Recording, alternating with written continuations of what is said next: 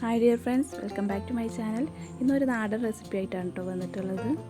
കൊട്ടും കയ്പില്ലാതെ നമുക്ക് വാഴക്കൂമ്പ് തോരൻ എങ്ങനെ വെക്കാമെന്ന് നോക്കാം. അപ്പോൾ അതിന് വേണ്ടിയിട്ട് ഞാനിവിടെ 2 വാഴക്കൂമ്പാട്ട് എടുത്തിട്ടുള്ളത്. നല്ല ഹെൽത്തി ആയിട്ടുള്ളൊരു റെസിപ്പിയാണ്. അപ്പോൾ നമുക്ക് വീഡിയോയിലോട്ട് പോവാം.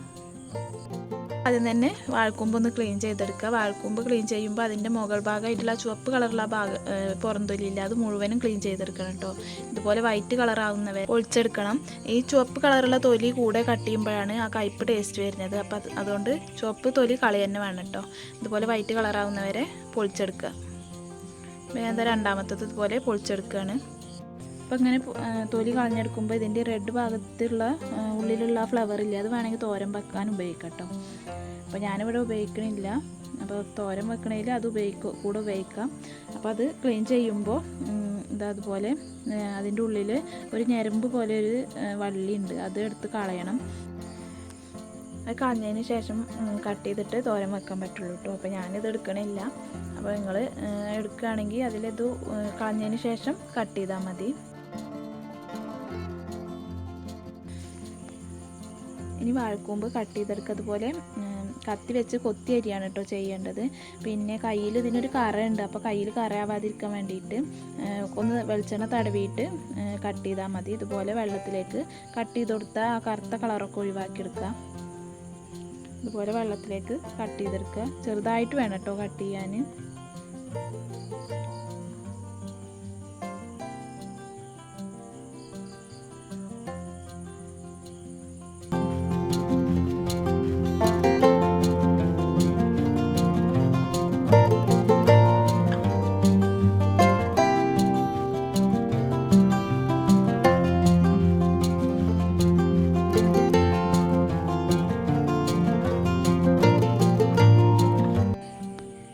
അപ്പോൾ അതുപോലെ മുഴുവനും കട്ട് ചെയ്തെടുക്കുക. ഈ കട്ട് ചെയ്തതിൽ ഒരു നാര് പോലെ ഒരു സംഭവം ഉണ്ട് കേട്ടോ, അത് ഒഴിവാക്കാൻ വേണ്ടിയിട്ട് ഉമ്മ ഉണ്ടാക്കിയെടുത്തതാണ്. ഇതൊരു വടിയിൽ 2 ആണികൾ അങ്ങോട്ടും ഇങ്ങോട്ടും തറച്ചെടുത്തിട്ടാണ്. അപ്പോൾ ആ വടി വെച്ച് ഇതുപോലെ ഒന്ന് കറക്കിയെടുത്താൽ ഇതിലുള്ള നാരുകളൊക്കെ ഈ വടിയിൽ പറ്റി പിടിക്കും. അപ്പോൾ അതിന് വേണ്ടിയിട്ടാണ് ഇതിങ്ങനെ ചെയ്യണത്. കണ്ടോ, ഇതുപോലെ നാരുകളൊക്കെ ഉണ്ടെങ്കിൽ പോന്ന് കിട്ടും. 2-3-4 വട്ടം ഇതുപോലെ ഒന്ന് കറക്കിയെടുത്താൽ മതി. അപ്പോൾ നാരുകളൊക്കെ പോരും. അപ്പോൾ ഇങ്ങനെ ചെയ്യണത് നമ്മൾ തോരൻ വെച്ച് കഴിഞ്ഞിട്ട് കഴിക്കണ സമയത്ത് നാരൊന്നും കടിക്കാതിരിക്കാൻ വേണ്ടിയിട്ടാണ് കേട്ടോ ഇങ്ങനെ ചെയ്യണത്. അതുപോലെ നാരുകൾ കിട്ടും. അപ്പോൾ അത് ഒഴിവാക്കാൻ വേണ്ടിയിട്ടാണ് ഇങ്ങനെ ചെയ്യണത്.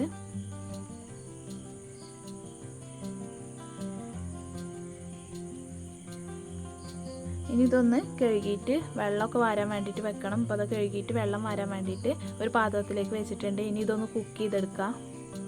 അപ്പോൾ അതിന് വേണ്ടിയിട്ട് ഞാനിവിടെ ചട്ടി അടുപ്പത്ത് വെച്ചിട്ടുണ്ട് കേട്ടോ. അപ്പോൾ ചട്ടി ഏകദേശം ചൂടായി വന്നിട്ടുണ്ട്. ഇനി ഇതിലേക്ക് വെളിച്ചെണ്ണ ഒഴിച്ചു കൊടുക്കാം. ഇങ്ങനെ നാടൻ റെസിപ്പികളൊക്കെ ചെയ്യുമ്പോൾ വെളിച്ചെണ്ണ തന്നെ ഉപയോഗിക്കാൻ നോക്കണം കേട്ടോ. വെളിച്ചെണ്ണ ആവും നല്ല ടേസ്റ്റ്. വെളിച്ചെണ്ണ ചൂടായി വരുന്നുണ്ട്. ഇനി ഇതിലേക്ക് 2 ടീസ്പൂൺ കടുക് ചേർത്ത് കൊടുക്കുകയാണ്.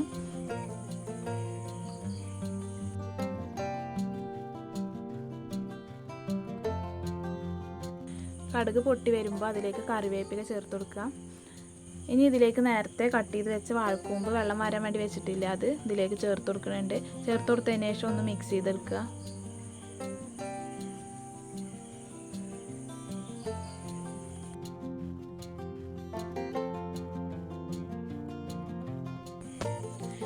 ഇനി നല്ല മിക്സ് ചെയ്തതിന് ശേഷം ഇതിലേക്ക് ആവശ്യമായിട്ടുള്ള ഉപ്പ് ചേർത്ത് കൊടുക്കട്ടെ. ഞാനിവിടെ 1 ടീസ്പൂൺ ഉപ്പാണ് ചേർത്ത് കൊടുക്കുന്നത്. അപ്പം ഉപ്പിൻ്റെ അളവനുസരിച്ച് കൂട്ടും കുറക്കൊക്കെ ചെയ്യാം. ഉപ്പ് ചേർത്ത് കൊടുക്കുക. ഇനി ഇതൊന്ന് അടച്ച് വെച്ചൊന്ന് വേവിച്ചെടുക്കുക. ഇനി ഇതിലേക്ക് ആവശ്യമായിട്ടുള്ളത് തേങ്ങ ഒന്ന് ചതച്ചിട്ട് ചേർത്ത് കൊടുക്കുന്നുണ്ട് കേട്ടോ. അപ്പോൾ അതിന് വേണ്ടിയിട്ട് ഞാനിവിടെ 1/2 മുറി തേങ്ങ എടുത്തിട്ടുണ്ട്. മിക്സിയിലെ ചെറിയ ജാറിലേക്ക് ഇട്ട് കൊടുത്തിട്ടുണ്ട് കേട്ടോ. ഞാൻ അതിലേക്ക് 2 പച്ചമുളകും 2 തണ്ട് കറിവേപ്പിലയും ചേർത്തിട്ട് ഒന്ന് ചതച്ചെടുക്കണം.